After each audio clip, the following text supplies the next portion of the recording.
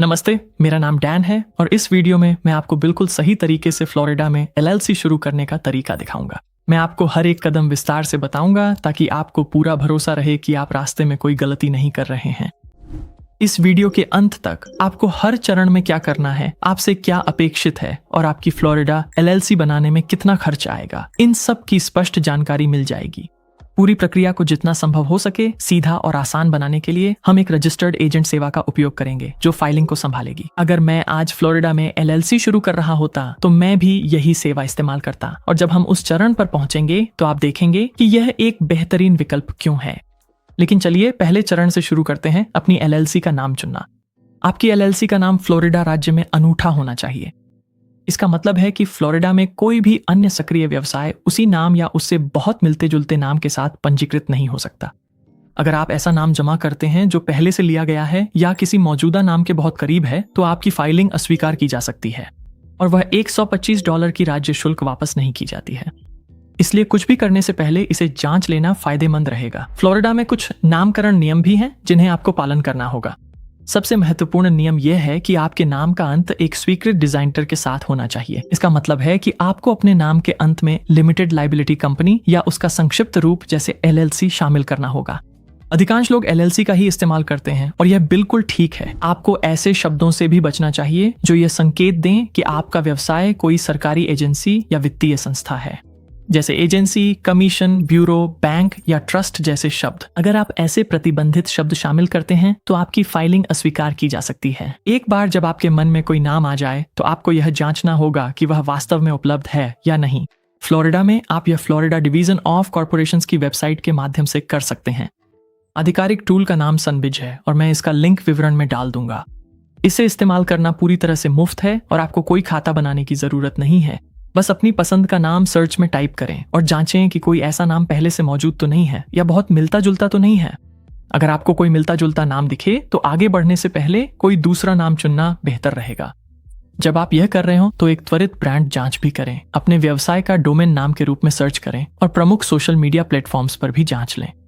अगर हर जगह बिल्कुल वही नाम उपलब्ध नहीं है तो कोई बात नहीं, आप आमतौर पर सोशल हैंडल्स में थोड़ा बदलाव जोड़ सकते हैं। लेकिन आप यह सुनिश्चित करना चाहेंगे कि नाम आपके ब्रांड के लिए उपयुक्त है, इससे पहले कि आप उसे फाइनल करें। अंत में एक त्वरित ट्रेडमार्क सर्च भी कर लें। आप यह यूएसपीटीओ यानी United states patent and trademark office database पर कर सकते हैं और वहां अपने नाम को सर्च कर सकते हैं। एलएलसी बनाने के लिए आपको ट्रेडमार्क की जरूरत नहीं है, लेकिन अगर किसी और ने पहले से ही मिलता जुलता नाम ट्रेडमार्क करवा लिया है तो आगे चलकर आपको कानूनी समस्याओं का सामना करना पड़ सकता है। मैं उस यूएसपीटीओ सर्च टूल का लिंक डिस्क्रिप्शन में डाल दूंगा। ये केवल कुछ ही मिनट लेता है और किसी नाम को फाइनल करने से पहले ये करना फायदेमंद है। एक बार जब आपका नाम तय हो जाए तो अब दूसरा कदम है एक रजिस्टर्ड एजेंट चुनना। रजिस्टर्ड एजेंट वह व्यक्ति या कंपनी होती है जो आपकी एलएलसी की ओर से आधिकारिक डाक प्राप्त करती है।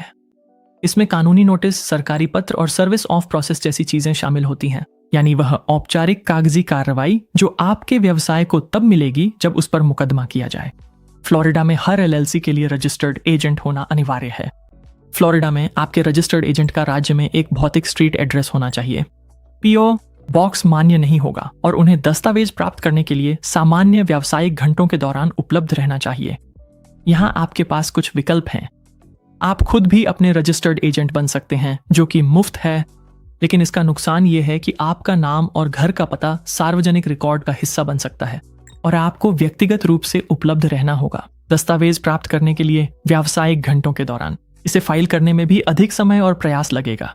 दूसरा विकल्प यह है कि आप एक रजिस्टर्ड एजेंट सेवा का उपयोग करें जो आपके लिए यह सब संभाल लेती है। अधिकांश लोगों के लिए किसी सेवा का उपयोग करना ही ज्यादा समझदारी भरा होता है। यह आपकी व्यक्तिगत पता सार्वजनिक रिकॉर्ड से दूर रखता है। आपको दस्तावेज प्राप्त करने के लिए घर पर रहने की चिंता नहीं करनी पड़ती और यह सब कुछ एक ही जगह व्यवस्थित रखता है। यह बहुत महंगा भी नहीं है। आमतौर पर सब कुछ सही तरीके से संभालने के लिए यह पूरी तरह से उचित है ताकि आपको इसकी चिंता न करनी पड़े। जिस सेवा की मैं सिफारिश करता हूं वह है नॉर्थवेस्ट रजिस्टर्ड एजेंट। इनका बेसिक पैकेज $39 का है और इसमें आपके पहले साल की रजिस्टर्ड एजेंट सेवा मुफ्त में शामिल है और वे अपना खुद का फ्लोरिडा पता इस्तेमाल करते हैं ताकि आपका घर का पता सार्वजनिक रिकॉर्ड में न जाए। इनकी सपोर्ट टीम अमेरिका में स्थित है। वे आपकी डाक को डिजिटल रूप से स्कैन करते हैं और आपको डेडलाइन आने पर याद भी दिलाते हैं। तीसरा कदम है अपने गठन के कागजात दाखिल करना। यही वह कदम है जो आधिकारिक रूप से आपके एलएलसी को फ्लोरिडा राज्य में बनाता है। और अब मैं आपको यह प्रक्रिया एक एक कदम करके समझाऊंगा। नॉर्थवेस्ट रजिस्टर्ड एजेंट का उपयोग करते हुए इस पेज पर मेरे साथ जुड़ने के लिए और नॉर्थवेस्ट के साथ सबसे अच्छा उपलब्ध ऑफर पाने के लिए स्क्रीन पर दिए गए लिंक पर जाइए या नीचे दिए गए विवरण में आपको जो लिंक मिलेगा उस पर क्लिक करके भी यहाँ पहुंच सकते हैं। एक बार जब आप इस पेज पर आ जाएं तो अपने राज्य के रूप में फ्लोरिडा चुनें और फिर गेट स्टार्टेड पर क्लिक करें। अगर आप अभी फाइलिंग शुरू करने के लिए पूरी तरह तैयार नहीं हैं तो यह बिल्कुल ठीक है। बस साथ साथ चलते रहें और जब भी आप तैयार हों इस लिंक पर वापस आ सकते हैं। जब आप ऑर्डर टैब पर पहुंचेंगे तो आप देखेंगे कि आपके फॉर्मेशन सर्विस के साथ क्या क्या शामिल है। आपको 1 साल की रजिस्टर्ड एजेंट सर्विस मुफ्त मिलेगी, एक मुफ्त बिजनेस एड्रेस और मेल स्कैनिंग, एक मुफ्त डोमेन, वेबसाइट, ईमेल और फोन लाइन, मुफ्त ब्रांड प्रोटेक्शन और रिन्यूअल अलर्ट्स तथा फाइलिंग सर्विस एनरोलमेंट मिलेगा। नॉर्थवेस्ट डोमेन, वेबसाइट, ईमेल और फोन लाइन को अपनी बिजनेस आइडेंटिटी फीचर्स कहता है। ये शुरुआती स्तर पर हमेशा के लिए मुफ्त हैं और अगर जरूरत हो तो आप अपने व्यवसाय के बढ़ने पर पेड वर्जन में अपग्रेड कर सकते हैं। एंटिटी टाइप पहले से ही एलएलसी पर सेट है जो हम आज बना रहे हैं। आपको कॉर्पोरेशन और नॉन प्रॉफिट के विकल्प भी दिखाई देंगे। वे यहाँ लागू नहीं होते, इसलिए हम एलएलसी को ही चयनित रहने देंगे। और जुरिस्डिक्शन पहले से ही फ्लोरिडा पर सेट है। यहाँ आपको फ्लोरिडा फाइलिंग फीस दिखाई देगी। स्टैंडर्ड प्रोसेसिंग के लिए ये $125 है। ये राज्य की फीस है, न कि नॉर्थवेस्ट का चार्ज। आप ये फीस हर हाल में देंगे, चाहे आप कैसे भी फाइल करें। यहाँ तक कि अगर आप खुद ही अपने रजिस्टर्ड एजेंट बनना चाहें और सारी प्रक्रिया खुद संभालें, तब भी आपको यह फीस फ्लोरिडा राज्य को देनी होगी। नॉर्थवेस्ट का बेसिक पैकेज $29 का है, जो आप स्क्रीन के दाईं ओर देख सकते हैं। यह उनकी निश्चित सेवा शुल्क है, जो राज्य की फीस के अतिरिक्त है। यहाँ आप अपनी बाकी शामिल चीजें देख सकते हैं और जब आप तैयार हों तो कंटिन्यू पर क्लिक करें। अब हम कंपनी टैब पर हैं और यहीं पर आपको अपनी कंपनी का नाम दर्ज करना होगा। यहाँ कंपनी फील्ड में अपने एलएलसी का नाम दर्ज करें। आप देखेंगे कि इसके ठीक बगल में एक अलग डिजाइनेटर ड्रॉप डाउन है। सबसे सामान्य डिजाइनेटर पहले से ही चुना हुआ है, तो मैं उसी के साथ जाऊंगा। इन फील्ड्स के नीचे आप प्रीव्यू देख सकते हैं, जिसमें दिखेगा कि आपका व्यवसाय का नाम राज्य के रिकॉर्ड्स में कैसे दिखाई देगा। अगर आपका नाम उपलब्ध नहीं है तो नॉर्थवेस्ट आपको कुछ विकल्पों के साथ मार्गदर्शन करेगा। मैं बिजनेस ट्यूटोरियल एकेडमी एलएलसी का उपयोग करूंगा और जब आप पूरा कर लें तो नीचे स्क्रॉल करें और कंटिन्यू पर क्लिक करें। अब हम बिजनेस डिटेल्स टैब पर हैं। यहाँ वह बिजनेस पर्पस के लिए एक चेक बॉक्स दिखाई देगा। डिफॉल्ट रूप से यह चेक किया हुआ है और इसमें लिखा है जेनेरिक बिजनेस पर्पस का उपयोग करें। अगर आप इसे सरल रखना चाहते हैं तो इसे ऐसे ही छोड़ सकते हैं। अगर आप अपने व्यवसाय के बारे में अधिक विशिष्ट होना चाहते हैं तो इसे अनचेक करें और आप अपना खुद का बिजनेस पर्पस टाइप कर सकते हैं। मैं अभी के लिए इसे चेक ही रहने दूंगा। फिजिकल एड्रेस और मेलिंग एड्रेस दोनों के लिए आप देखेंगे कि ये दोनों नॉर्थवेस्ट रजिस्टर्ड एजेंट के पते पर सेट हैं और यही हमें चाहिए। यह नॉर्थवेस्ट का उपयोग करने के असली फायदों में से एक है। अगर आप नीले प्रश्न चिन्ह वाले टूल टिप्स पर क्लिक करते हैं तो वे बताते हैं कि उनका पता इस्तेमाल करने से आपकी व्यक्तिगत जानकारी सार्वजनिक रिकॉर्ड से कैसे सुरक्षित रहती है। मैं सलाह दूंगा कि दोनों एड्रेस नॉर्थवेस्ट के पते पर ही सेट रहने दें। अगला, अगर आपके पास कोई बिजनेस अटॉर्नी है तो आप इसे हाँ पर स्विच कर सकते हैं और फिर उनका ईमेल दर्ज करें। अगर नहीं है तो इसे नहीं ही रहने दें। जब आप सब कुछ कर लें तो कंटिन्यू पर क्लिक करें। अब हम अकाउंट टैब पर हैं। यहीं पर आप नॉर्थवेस्ट के लिए अपना लॉगिन बनाएंगे। अपना पहला और आखिरी नाम दर्ज करें, फिर अपना फोन नंबर डालें। नॉर्थवेस्ट इसका इस्तेमाल 2 फैक्टर ऑथेंटिकेशन के लिए करता है ताकि आपका अकाउंट सुरक्षित रहे। फिर अपना ईमेल पता दर्ज करें और एक मजबूत पासवर्ड बनाएं। सुनिश्चित करें कि यह कोई सुरक्षित पासवर्ड हो जिसे आपने कहीं और इस्तेमाल न किया हो और इसे कहीं सुरक्षित जगह पर सहेज लें। जब आप तैयार हो जाएं तो कंटिन्यू पर क्लिक करें। अगला है मैनेजमेंट टैब। यहाँ आप अपना प्रबंधन प्रकार चुनेंगे। मेंबर मैनेज्ड पहले से ही चुना हुआ है और ज्यादातर लोगों के लिए यही सही विकल्प है। अगर आप इस टूल टिप पर क्लिक करते हैं तो यह अंतर समझाता है। मेंबर मैनेज्ड का मतलब है कि मालिक खुद ही सभी फैसले लेते हैं। मैनेजर मैनेज्ड उन परिस्थितियों के लिए है जहां मालिक रोजमर्रा के संचालन में शामिल नहीं होता और व्यापारिक निर्णय लेने के लिए किसी प्रबंधक को नियुक्त करना चाहता है। अगर आप निश्चित नहीं हैं तो इसे मेंबर मैनेज्ड पर ही छोड़ दें। आपको एक विकल्प भी दिखाई देगा जिसमें आप अपने सदस्यों और प्रबंधकों को राज्य के साथ सूचीबद्ध कर सकते हैं। अगर आप बिजनेस बैंक खाता खोलने की योजना बना रहे हैं और आपको बनानी भी चाहिए तो मैं इसे थोड़ी देर में कवर करूंगा। अधिकांश बैंक यह जानकारी राज्य के रिकॉर्ड में दर्ज होने की मांग करेंगे, इसलिए लिस्ट विद द स्टेट विकल्प चुनें, जिससे यह प्रक्रिया जितनी आसान हो सके उतनी हो जाएगी। उस टूल टिप के तहत नॉर्थ वेस्ट यह भी समझाता है कि वे सार्वजनिक रिकॉर्ड्स में आपके घर के पते की बजाय अपने पते का उपयोग करने की सलाह क्यों देते हैं। उस विकल्प के नीचे आपको मेंबर 1 दिखाई देगा। यहां अपना पहला और अंतिम नाम दर्ज करें। पता पहले से ही हमारे रजिस्टर्ड एजेंट के पते पर सेट है और यही हमें चाहिए। अगर आपकी एलएलसी में एक से अधिक मालिक हैं तो ऐड मेंबर पर क्लिक करें और हर व्यक्ति का विवरण इसी तरह दर्ज करें। जब आप पूरा कर लें तो कंटिन्यू पर क्लिक करें। अब आप रिकमेंडेड टैब पर हैं और यहीं पर हम आपकी एलएलसी सेटअप करने के चौथे चरण को संभालते हैं, यानी आपका एम्प्लॉयर आइडेंटिफिकेशन नंबर या EIN प्राप्त करना। यहां आपको पहला विकल्प टैक्स आईडी के रूप में दिखाई देगा। यही आपका EIN है। आपका EIN मूल रूप से आपके व्यवसाय का सोशल सिक्योरिटी नंबर है। आपको व्यावसायिक बैंक खाता खोलने, टैक्स फाइल करने और यदि कभी जरूरत पड़े तो कर्मचारियों को नियुक्त करने के लिए इसकी आवश्यकता होगी।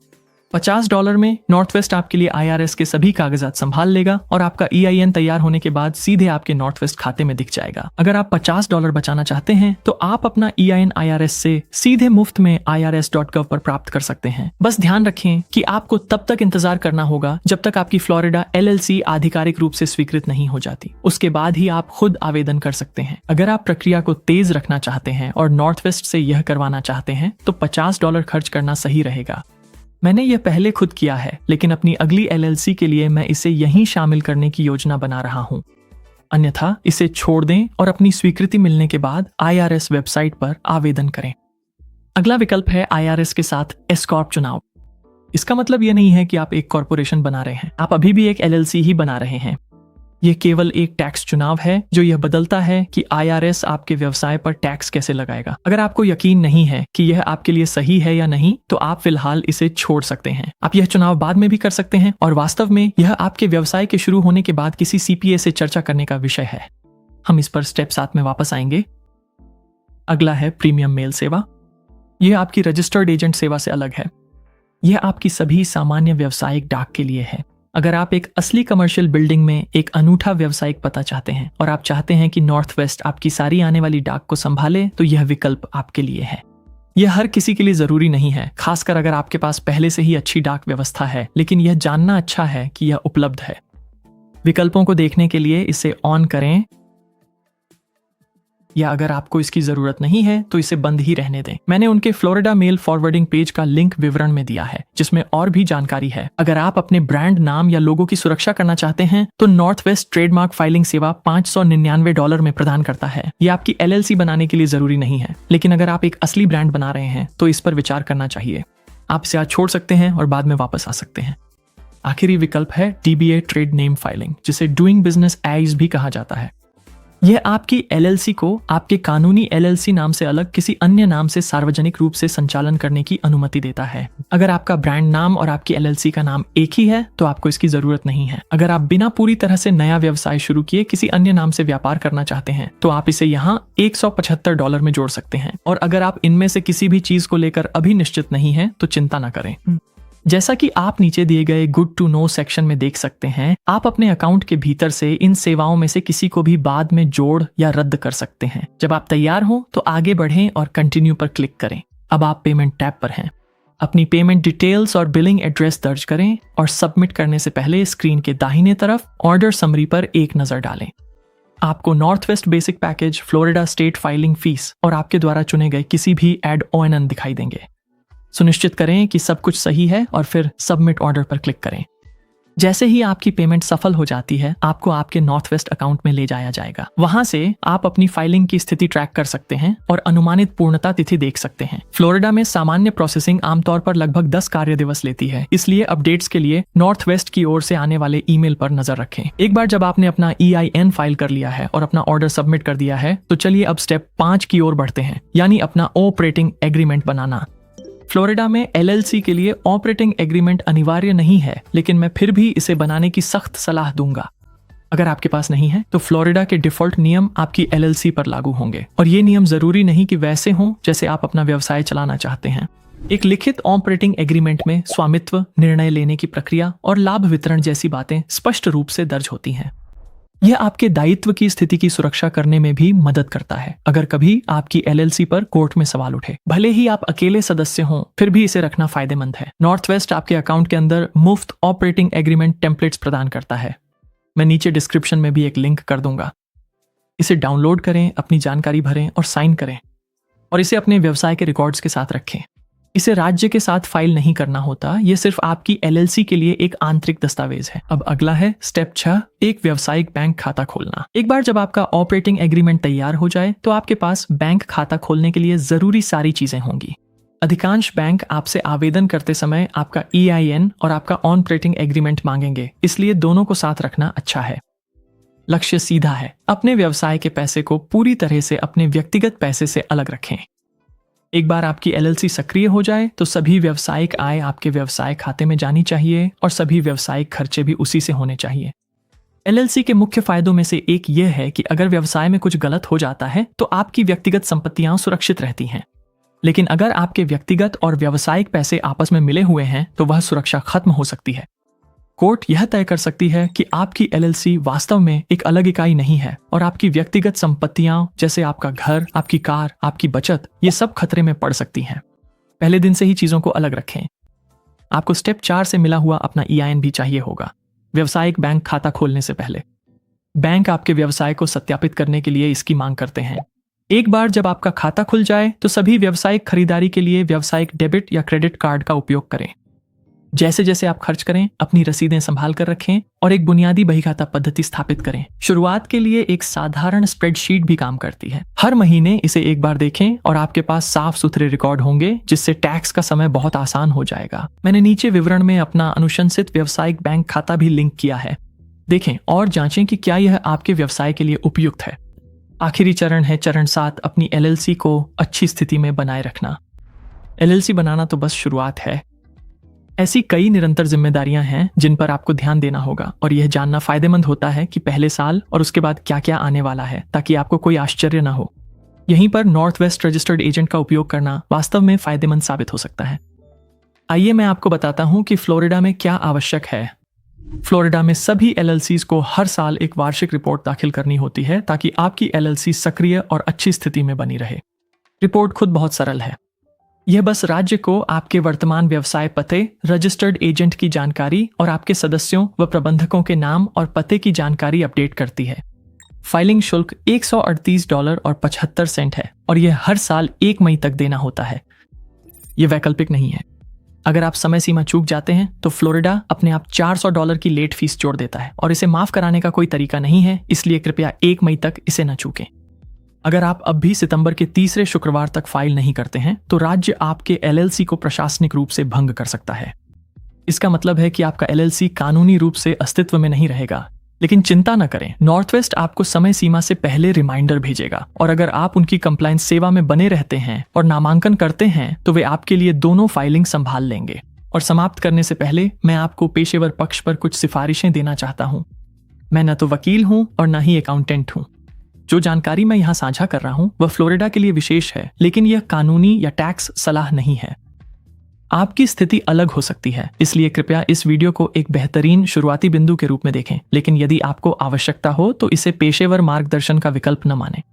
यह कहने के बाद मैं आपको सलाह देता हूं कि आप किसी स्थानीय व्यवसाय वकील से कभी न कभी जरूर संपर्क करें, खासकर 2 बातों के लिए। पहला, आपके व्यवसाय की प्रकृति और फ्लोरिडा में उसके संचालन के स्थान के आधार पर आपको स्थानीय, राज्य या संघीय स्तर पर कुछ विशेष लाइसेंस या परमिट की आवश्यकता हो सकती है। एक व्यवसाय वकील आपकी स्थिति में ठीक क्या लागू होता है यह समझने में आपकी मदद कर सकता है। दूसरा, यदि आप अपने ऑपरेटिंग एग्रीमेंट को लेकर अतिरिक्त आत्मविश्वास चाहते हैं, खासकर अगर आपके पास 1 से अधिक सदस्य हैं, तो किसी वकील से इसकी समीक्षा करवाना एक समझदारी भरा कदम है। नॉर्थवेस्ट का टेम्पलेट एक मजबूत शुरुआती बिंदु है, लेकिन एक वकील यह सुनिश्चित कर सकता है कि यदि कभी इसकी परीक्षा ली जाए तो यह टिक सके। टैक्स के मामले में मैं सलाह दूंगा कि आप शुरुआत में ही किसी CPA या टैक्स सलाहकार को ढूंढ लें, भले ही आपका व्यवसाय अभी शुरू ही हुआ हो। वे जिन बातों में आपकी मदद कर सकते हैं उनमें से एक यह है कि क्या भविष्य में एस कॉर्प चुनाव वास्तव में आपके लिए सही रहेगा या नहीं।